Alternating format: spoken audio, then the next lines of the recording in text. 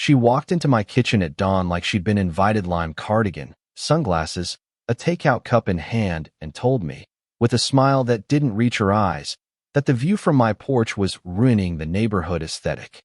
I said, polite and slow, that this was my property, my coffee, and my life, and she laughed like it was a joke she didn't expect anyone to call out. And that laugh is the sound that started the whole thing. If you want to know how a quiet life unravels, start with a smile that's actually a warning. My name is Rowan Hale, and for 15 years I'd carved out a pocket of quiet on 3 wooded acres at the edge of Willow Grove, an old farmhouse with solar panels, a garden that stubbornly refused to behave, and a porch where I drank coffee and pretended the world could wait. Willow Grove has a tiny HOA with big ideas, and its president, Cassandra Moore, had a taste for tidy borders and polite authority, the kind of person who keeps community rules the same way some people collect stamps with a quiet, obsessive pride. We'd had neighborly disagreements before.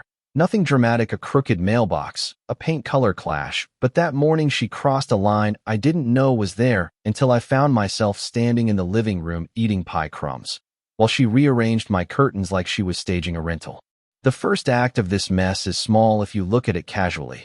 Unauthorized inspections, letters with legal words typed in a way meant to intimidate, polite dinners that felt like interrogations. The stronger thread was motive, not a personal vendetta at first, but pressure to control property values, to create a uniform look that would attract the kinds of buyers who sign paperwork and never look up. And Cassandra's machine had teeth, a hand-picked architectural committee, contractors who showed up exactly when she called, and members who believed compliance meant community care. To them, I was a problem of taste. To me, they were a threat to everything I'd built. The inciting incident, the thing that made it impossible to stay small, happened one late June night. I was out to dinner, the kind of rare night away. My porch light was on a timer, the security cameras humming. Everything as ordinary as a song you know too well. Around midnight, my neighbor, an old mechanic named Tom with a temper softened by decades of stubbornness, called frantic. "They're at the gate," he said. "Men with trucks, chains, and badges that say community services, but I don't know any of them." I watched the footage the next morning, blurry headlights, men in reflective vests, the gate cut open like a paper seam. They took 3 solar panels, ripped up a section of fence, and left tire tracks through the garden beds, as if to announce they'd been there. I filed a police report. The officer who took my statement used the word civil like an apology. Cassandra said later, calmly, that the gate needed repair and the panels were in dispute. That's how lies dress up as bureaucracy. Escalation is a slow, precise thing. It's curated harassment with a budget. Threatening notes slipped under my door, late-night calls that rang and rang. A fake violation posted on the front lawn reading noncompliance with an official-looking seal. The HOA's contractors started showing up unannounced, pruning trees I'd planted, marking property lines with pink flags that suddenly appeared wherever someone wanted a boundary shifted. Once, at a community meeting, Cassandra stood and said in a voice so mild it almost hurt, "We're preserving our property values," and a couple of members clapped like they agreed with scripture. The thing about organized power is that it convinces decent people they're doing the righteous thing. Along the way, I found allies I didn't expect. Mara, who ran the local feed store, started leaving bagged seeds on my porch with no note, small acts of solidarity. Tom, the mechanic, started sleeping in his truck one week, his headlights on. We got a retired county surveyor, Paula, to come by and eyeball the easement lines. She frowned at the HOA's maps, then fished out papers from a shoebox that showed a public access lane from 50 years ago, faint ink, but legal as bone. We put together a timeline, invoices, contractor schedules, a ledger that hinted at a family of shell companies linked to Cassandra's daughter. Once you start connecting dots, patterns appear like constellations. Public exposure was the midpoint, the turn where private harassment becomes a story other people can see. I uploaded footage, the gate being cut, the trucks leaving, the invoices with payees that didn't match any credible company. A local blogger picked it up, then the county paper asked for an interview. When the story hit the local Facebook group, neighbors who'd been silent for years started posting similar complaints. Missing compost bins, unreported fines, letters demanding approval for rain barrels. Someone dug up a canceled check with Cassandra's signature on it. paid to a company that had no office. The outrage brewed slow and bitter, and when it overflowed, it exploded.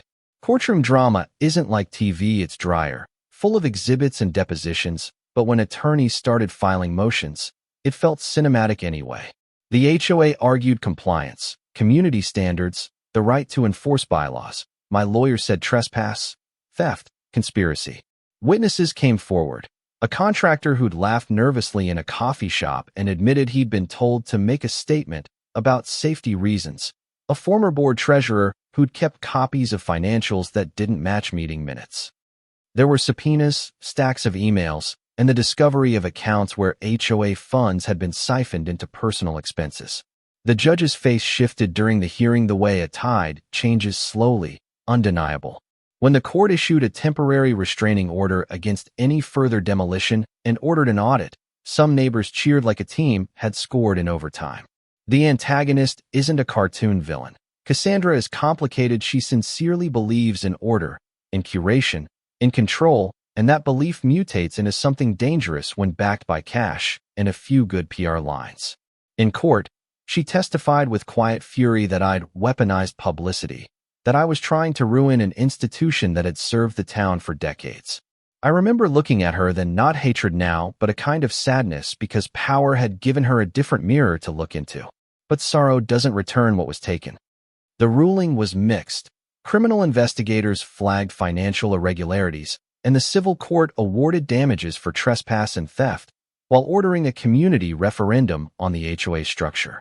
That referendum changed the bylaws, limited the president's unilateral power, and required transparent financial reporting. It wasn't perfection, but it was the closest thing to justice this county had. The climax was not a dramatic chase or a last-minute confession.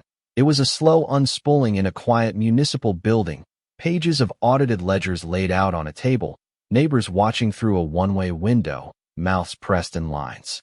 When the county prosecutor announced an indictment for embezzlement against a couple of the HOA's contractors and referred Cassandra's actions for further review, someone in the back let out a laugh that sounded like relief.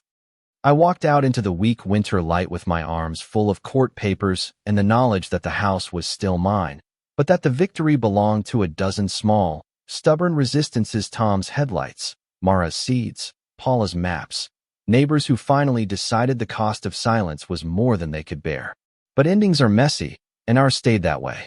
After the court decisions, some people left the neighborhood, bitter and convinced they were the victims. Others stayed and organized community cleanups that felt like therapy. Cassandra moved out a month later. She left a note saying she needed to find a place where her vision is appreciated. I rebuilt the fence, replaced the panels, and planted a small grove of apple trees where the tire tracks had been. I learned to trust my cameras a little less and my neighbors a little more. The last scene, the one I keep coming back to, is ordinary. A late summer afternoon, kids playing somewhere down the lane, the smell of someone barbecuing, the porch swing creaking. Tom sits in his chair, hands folded like a contented bear.